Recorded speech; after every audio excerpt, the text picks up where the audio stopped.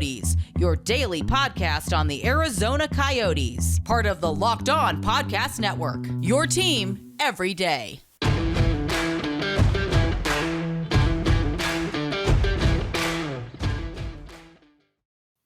Welcome to the show, everyone. This is Locked On Coyotes. I'm your host, Robyn and Carl, joined by Carl Pavlik as we discuss this over the Arizona Coyotes season openers over the weekend. Talk about games and talk about also home openers coming up tonight as well. Lots of stuff to talk about on this episode, and let's just go straight into how things were.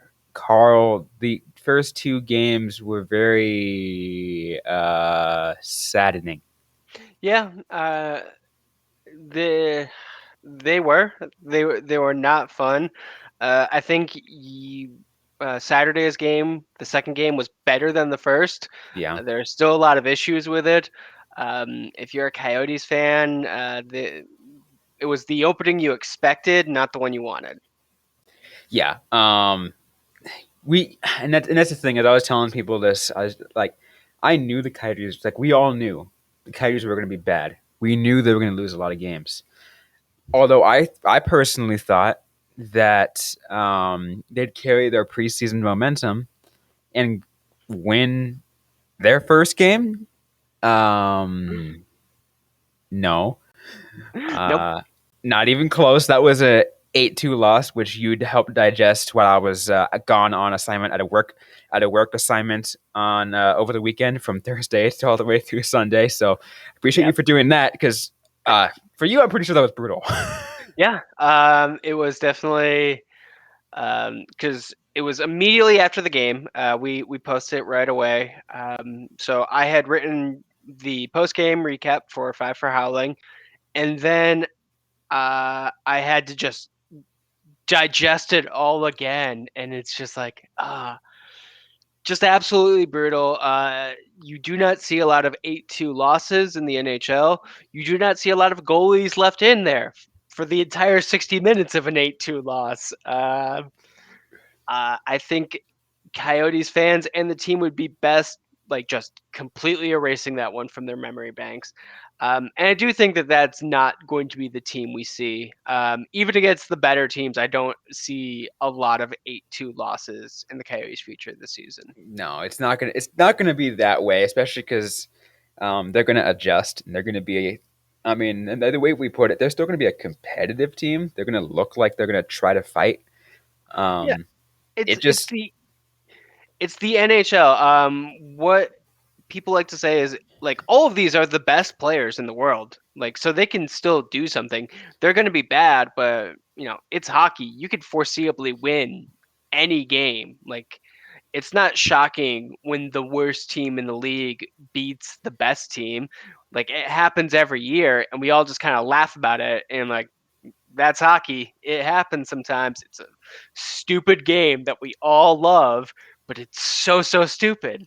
Yep. So we're gonna see the Coyotes put things together. They're not gonna lose every game. I think if they improve between their second and third the amount they did between their first and second, then they're gonna maybe win one soon. I don't know. We already saw quite a bit of an improvement in game 1 to game 2. Just an overall play for one. Obviously we're going from Columbus, not a fantastic team, to Buffalo, who happened to start off the season 2-0, which was interesting. But Buffalo, also, who just beat Montreal, 5-1. A hot Buffalo team. Didn't think I would see that this early. No, we did not. We did not. And I think the other thing too that surprised everybody was the emergence of goaltender Karel Vejmelka, who started in the Buffalo game, and he showed off. He was pretty promising. Absolutely. I do want to say this: a team doesn't lose 8-2, and it just be the goalie's fault. So there was no. It was lot definitely of issues in front of Hutton. But Vejmelka looked much better. He looked very poised. I loved his confidence. Like he would just make a big save and then like treat it like it was nothing. Like there was like no fear in him throughout the entire game, from what I noticed. I thought he actually like had a lot of confidence in playing the puck. At one point, he like got really close to like the edge of the trapezoid, and I was like, "Huh, you don't see a lot of goaltenders move like that." Yep. And kind of the interesting thing about him is like he's played his entire career in the Czech Republic, I believe. So we know nothing about him. If you saw preseason, I didn't get to see much of him play with the issues that Right. we discussed with that, but like I don't remember seeing his name show up on the score sheets a lot. Because I think he only played like with the games he did play. I think he was only like a third period person, right? You know, he'd be like, Yeah, all right, I'd third period goalie. We'll just see how you do. We see how you do, and then I mean, it also let's be honest, it makes sense because we knew Anson Thornton wasn't going to be the guy. He got sent yeah, back to the OHL. We knew Tendek and wasn't going to be the guy. He's got sent down to Rapid City. We knew it wasn't going to be Prosvetov. He's down in Tucson. yeah, Um, there was a huge question mark about Josef Kozhinosh. He was like, is he going to be the backup, or is he going to go back to? Is he going to go play in Tucson? Because I mean, when he was in San Jose, he was in Barracuda half the time until yeah. they decided to abandon Martin Jones. Um, so, Yeah, like and it makes sense when you have like so many goalies and you want to see like where they're fitting because you don't know half of them. Like you split that time and it just makes it difficult for like a full 60-minute Vizmelko game. Like this is the first one I think we're seeing in North America. And it was really good. It's just one game, so I don't want to like go all in on him. But it was a solid performance. I was really impressed. the Coyotes still lose that game on Saturday, 2-1 in a shootout. Mm. I mean, again, though, like overall, like again, the overall performance was a lot better. Trying to think, yeah, it was Andrew Ladd, the one who scored the lone goal of that It, game. yeah. After a lot of really good work by Johan Larsson, I think who got the primary assist on that? Ryan Dzingel. Zingle, yes. He basically just had to like put the puck up. Like Larson like battled for it in the corner. It was a great play. Like, and it really shows like what a hardworking Coyotes team could be. Like, um, someone like asked me over Twitter, they're like, "Do you think this is just a new team, like with no chemistry, or are we really bad?" I'm like, "There's a very strong chance that we're really bad." But for right now, it does seem more like this is just an issue with a team that's never played with each other and just doesn't have the chemistry yet. Yeah. The way I'll put it is like the way I would answer it. You know what? It's a mix of both. We know this team Yeah, isn't going to be good, but let's also be honest. This team hasn't seen each other. Like it's like because like you said, that's a completely new team. So like we knew it's going to be that way. yeah, So and like I said, this team, based on what we saw, has the capability of being a very competitive team, and I still think that they can still be a competitive team. They're going to lose a lot of the games that they are still competitive, but they still will be competitive. yeah. Like I'm not gonna lie, the Buffalo Sabres like outpossessed the Coyotes like crazy that second game, but they at least seem to be working hard. It was like I was saying, like they just were having problems connecting. They're gonna like these guys who are playing for their careers. They are going to put in the effort every day.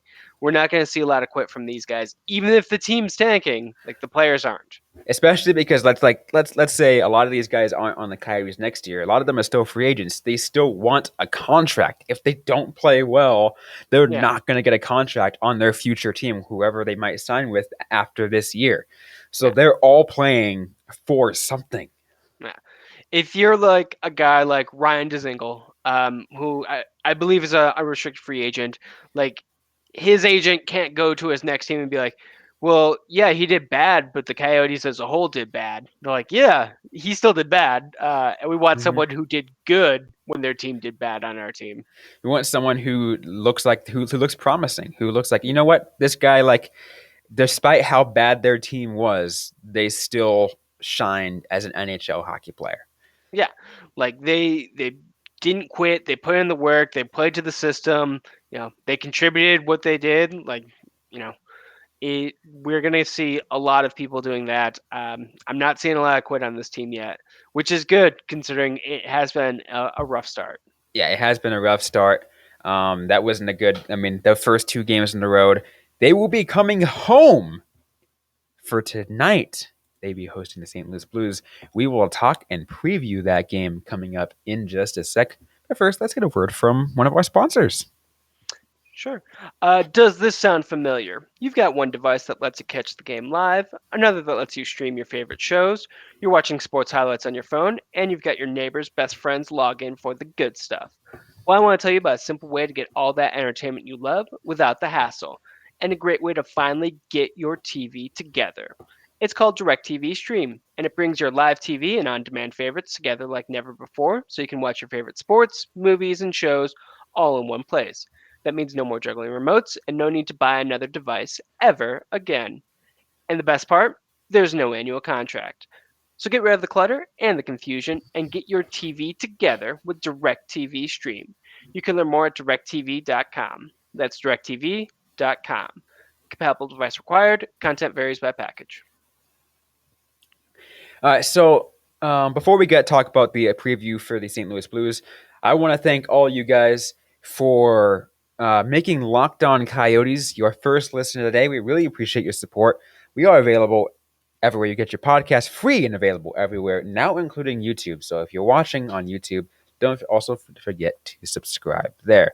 But again, we really appreciate your support of the Locked On Coyotes podcast. Now, once again, Robyn Leano and Carl Pavlak, let's talk about the upcoming game they have tonight. Their home opener at Gila River Arena, hosting the St. Louis Blues. Yes, the budding rival, just waiting for something to develop. The Coyotes and the Blues tonight, home opener. I'm very excited. I am too. I won't be there. Yeah, I got work to do tonight and another job. But I mean, I can't wait to see what I'm probably watching on TV. So, but I mean, again, I'm excited for this team and to see what they can do at home because obviously a home match makes a difference, especially when you're going against a Central Division rival. Yeah, like the team returning home, it'll be interesting to see if there's like a change in how they play. We do sometimes see teams that are just like better at home, better on the road. I'm sure after a rough road trip, a lot of them wanted to be home and just kind of see the family, rest a bit in their own beds, not stay in a hotel. Hopefully, it'll lead to a rebound tonight. Yeah, we're definitely hoping it'll lead to revenge tonight. I mean, especially because obviously, yes, so we were talking about in the last segment. This is a completely different Coyotes team than last year. There's a few guys who are still remaining intact from the core, but let's be honest, this is so freaking different. But I mean, let's be honest, some of these guys, that's Lawson Krause, Clayton Keller, they remember the Coyotes running circles around St. Louis all last year. Yeah, it is very different. But Bill Armstrong was with the team, and like you said, Clayton Keller, Lawson Krause, Christian Fischer, Johan Larsson. The team's leaning on these players a lot. Jacob Chikrin, a big one. He was in that series, and he's wearing an A lot now. So leadership hopefully will carry on that. We had a successful series against the Blues. We're gonna take it to them. We didn't do well in our first 2 games. We need to turn things around. This is our moment to do that. That just seems very fitting for a team. Yeah, and it's going to be it's going to be interesting to see if that veteran leadership takes that reminder of what happened last year and is like, hey guys, let's make this competitive and keep doing what we were doing. Yeah, and if it's not for the Blues, it's for the fact that you're in front of your home fans. I think every player realizes, you want to play well in front of the home crowd, especially on your season opener, which is going to be one of the busier games of the season. You don't want to embarrass yourself in front of everyone. Yeah, because again, you still want to put an entertaining product on the ice, so you can continue to put butts in seats.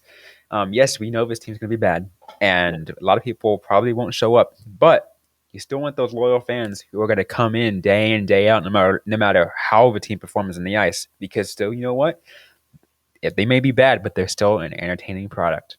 Yeah, like they know, like players know that fans talk about them, so they don't want to look foolish. They don't want to look like they're part of a bad team. They don't want to show up on like a Twitter highlight of them doing something like silly on the ice.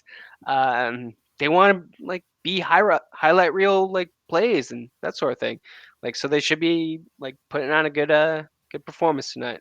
Every NHL player or every athlete, let's say this, let's say that for that, every athlete has the aspiration to make Sports Center top 10. Let's be real. Yeah. That's their goal. Obviously, like not their only goal. They want to, just overall have a good game and do all stuff like that. But I can tell you how excited it is. Like when I was covering the University of Arizona basketball, we're joking around with an athlete. It's like, how do you feel about that Sports Center top 10 dunk? And he's like, did it make it? They were so excited about it. Yeah, yeah. And I mean, now that hockey is on ESPN Plus, like I think that's potentially going to be a pretty good reach. I think the Coyotes have all the motivation in the world. I do not imagine it's going to be an easy game for them, though. Oh no, it's not going to be an easy game in any way because the Blues didn't change a lot. They have a lot of their core still intact. Yeah.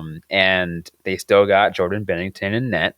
They have a lot of things that they're going to be familiar. A lot of these guys are going to be remembering this, like, oh, remember what you did to us. Now your best player and your captain is gone, so we're going to do the same thing to you. That's what I think is going to happen. I mean, I think they're going to get a little bitter.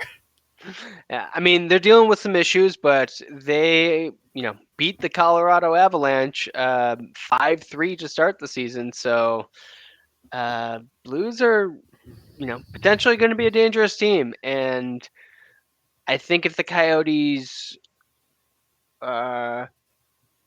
play completely different than they did the first two games, they have a chance. They have to do the right things. They have to connect in ways that they couldn't. It'll be interesting to see because oftentimes we do see teams that like play up to their competition and like they know like, all right, we can't get away with the cheap stuff against the Blues. The Sabres aren't going to catch us on it, which may have been an issue because they ended up catching them on it. But yeah. Who would you think would make a like X factor out of this game? Like who's going to be the guy to stand out either for either team? Because it's going to be again, we're talking previewing this game. We're not going to. I mean, we're locked on Coyotes, but I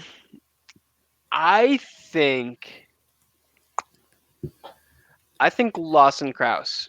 Okay, yeah. Be a standout guy. So I like you said that because when I was doing the episode with Jay from Locked On Blue Jackets, when I made that stupid prediction that the Coyotes would actually win that first game, thinking they'd actually be at least half decent, and I said, oh, I think Lawson Krause is going to get game winning goal because I think he's primed for something good. Yeah. But now he's coming home, so I agree with you. It's one of the names that was gonna come up to me. I'm like, I'm gonna stick with Lawson Krause because I like I like him as a player. Yeah. He's looked good so far. He hasn't been rewarded yet, but he seems to be like putting in all the work. Yeah. I mean, I'm just hoping it's not like last season where he was still putting in the work and still not getting rewarded. I think we've seen Bear just kind of like change up lines a lot, so I'm not sure who he's going to be playing with. But if he plays with anyone he played with last year, they've seemed to have like decent chemistry. It's one of the reasons why I think that it's the team being so new is a big reason for their loss record. Like the guys who played together last year look much better than anyone else. So whoever he gets played with, like either Keller or Schmaltz, I think he's got a good chance of making something happen. I think this is going to be his breakthrough game. We will absolutely hope so. What we're going to do is we're going to start kind of making a little bit more predictions. We're going to take a look at some of the lines as well, some of the betting lines coming up in just a sec. We will do that after I tell you guys about Built Bar, the best tasting protein bar in the land. Did you know there are so many delicious flavors ranging from mint brownie to double chocolate, orange, cookies and cream, and more? I recently got a really good chance to try one of their flavors in season right now. It's called Paranormal Pumpkin. It's one of their like puff style bars that have marshmallow in them. And oh my god, they are absolutely amazing. You can go ahead and try that as well. If you go to built.com and order that, before I tell you all the details there, let me just tell you overall that not only are they delicious, they are absolutely healthy. 17, 18 grams protein, 130 to 180 calories, 4 to 5 grams of sugar, and 4 to 5 grams net carbs. Amazing flavors, all healthy, all tasty. Again, go to built.com, guys, and try it yourself and use the promo code LOCKED15 and you get 15% off your order. Once again, that's LOCKED15. 15% off at built.com. And now let's go ahead and talk about predictions for this upcoming game. We'll start off by going the betting lines. We'll do that to start things off on this last segment. Sure. We'll look at the betting lines courtesy of our friends at betonline.ag. Arizona Coyotes are 1.5 point underdogs with the total points between the two teams, between St. Louis and Arizona, at 5.5 points. That's a standard for NHL games. I feel like if they don't really know what's going on, they'll just kind of like throw a favorite or whatever. Like, all right, you're a point and a half favorites, 5.5 total points. That's what it's going to be. If you look at the rest, it's a lot of them are that way. Unless it's like, let's say Arizona up against Colorado, but yeah, we're going to see something completely different. Like I was saying before, Blues are good. They're not that good. So they're a middle of the pack Central Division team. Yeah. So like, there's not a lot of information out there yet. So I can see a prediction of, the Blues are probably going to beat the Coyotes, but this early in the season, don't ask me specifics. Yeah. Here's kind of like how I'm thinking about this. And this is how I'm going to say before the actual predictions. This is how if you want to make a bet at betonline.ag, and on this game, again, this is, I'm no expert, but this is how I would go, Carl. I will say that the St. Louis Blues cover that 1.5 spread because that is at plus 151. So you have a high chance. You got a higher chance of winning on that one. And if you want to same game parlay it, I say it goes over. I would agree. So if you, same game parlays are pretty fun. I love doing that. You have a higher chance of winning more money. And let's be real too. Based off of that, and a lot of you guys are like, but look at how they played against. Look at how they improved, and you still think that the Coyotes are going to lose by more than 2 or by 2 or more on their home ice. And I'm like, if Carter Hutton is starting in net, it's definitely a distinct possibility. So a couple of things. As I said earlier, I do not think Hutton is going to be letting in a bunch of 8-goal. No, games. It won't do that. It won't be that. Absolutely not. But it does seem like he is going to be playing. Before, a lot of people were kind of speculating that he would get the second game. It's, season just started out. You don't want to let your goalie sit on an 8-2 loss. That's just bad for their headspace. So you want to make sure that they play again soon. But Vejmelka got the start on Saturday, largely so Hutton could get the start for the home opener. So by all appearances, he will be starting. That may change by the time the game happens because these things change. Yeah. But I think with him in net, there's a better chance of being a higher number of goals than lower. Yeah, there was definitely a better chance of that happening. And then again, that's how I would bet. If I'm the one making a bet, I'll be honest, I don't know if I will actually bet on this game because betting on the Coyotes is not it could be a good idea for some games. I It could be. don't think this game is the one I would do it on, but if I were to do it, those are my picks, my personal picks. Yeah. I mean, I would say the most likely situation is the one you described. Blues win by 2 and over 5.5 goals. But if you told me that the Coyotes like came back, won their home opener, like just happened, like I would totally believe that to be possible. Like we see teams all the time, like just they come home and something is better than it was on the road and they're just better. And we really don't know this team. We don't know how resilient they are. We don't know like how long it's going to take them to like click together. They may like view this as like their coming together moment where we're like, Yeah. yeah, we struggled on the road for our first 2 games of the season. We like sorted it out at practice, came back swinging. Like, So if we will put it this way, the safest bet, if you don't want to do that, the quote same game parlay and say the Blues will win by 2 or more, yeah. just bet on the over, because I'll tell you this game will go over. I think. Yeah. I think it's going to be I think the biggest thing that we're going to see is we're probably going to see some Coyotes offense. I think it's going to break through, um, and we're going to see some Blues offense, and there's going to be more of that, and that's just going to lead to the. All right, let's get to some final score predictions. I will go ahead and go first because I told you how I think this game might go based off how my betting trend might go.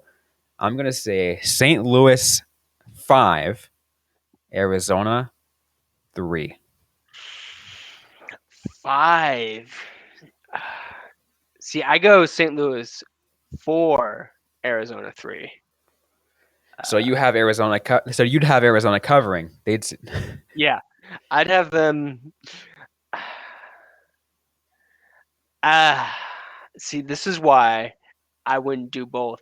I can see this is a tough one because I really do think that we're going to see the yeah. No, I'm just gonna leave it at that. 4-3. I'm gonna have the Coyotes cover. So bet the over, but have them cover. So we both have Arizona. We both have this game going on over on points. Yeah. I think it's kind of a very safe bet to do on this point. If you want the safest bet, just bet money line on St. Louis. Yeah. um, And if you want the risky bet and you want to bet the Coyotes to win, like I wouldn't think you were the craziest person. Like plus 150. I mean, you can win some money off of that. I wouldn't personally do it, but I'm not convinced it would be a stupid bet. That is, There have been worse bets to make. yeah, there have definitely been worse. I have definitely made worse in all aspects of my life. Made worse bets on things, but like that is like I can definitely see a situation where Arizona wins this game. Like the more we're talking about it, the more I'm just like, you know what? Maybe. See, this is the problem with sports betting: is you tend to overthink things a lot. Yeah. I started doing a lot more sports betting since it became legal in Arizona a little over a month ago, and I won quite. I'll be honest, won quite a lot of money because I didn't overthink. I used logic, and being a professional sports media person, Yeah. I kind of use that to my advantage a little bit. I'm like, I know this in my head because it's the way it is. Yeah. And I There made are a lot of things that I like say and think and like snap decisions that like especially in sports where I'm like, okay, that's a snap determination I made. But if you ask me to explain it, it's kind of difficult and it takes a really long time. Uh, and it works most of the time, but yeah. it just it's like my mind is working over.